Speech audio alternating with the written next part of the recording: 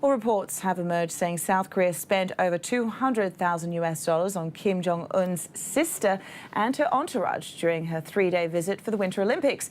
That's about 4 times what was spent on North Korea's athletes competing at the Games. Still, the thaw in relations between the two Koreas has raised hopes for the reunion of separated families, many of whom might consider it a small price to pay for the chance to see their loved ones. Joseph Kim reports.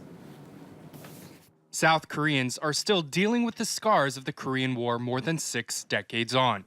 Millions of lives were lost during the conflict, and hundreds of thousands of families were torn apart. Im Hee-ju was just 5 years old when the war broke out, but he still remembers the horrors. His older sister was kidnapped by North Korean soldiers. Ever since, his family hasn't been the same. After my sister was kidnapped, my father died from the emotional distress caused by the incident. That's how he died. In 2006, Im had the rare opportunity to meet his lost sister through state-arranged reunions. The encounter was brief but emotional, leaving Im with regrets having to leave her behind alone in the North a second time. But Im is still an exception. Kim Won-ju has applied for family reunions since they began. He's done everything he can to see his family, but he's among the tens of thousands of people who are still waiting for their name to be called. I even went to Yeouido to find my family in case they came here following the Korean War. So for days I kept calling out their names, but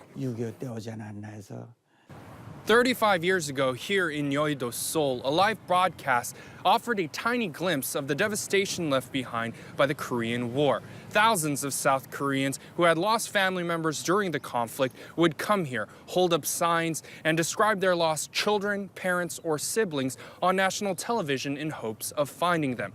The 138-day broadcast led to over 10,000 reunions, but the trauma from the war is far from healed. What remains is a painful legacy that still haunts people in South Korea like Im Hee-ju and Kim Won-ju.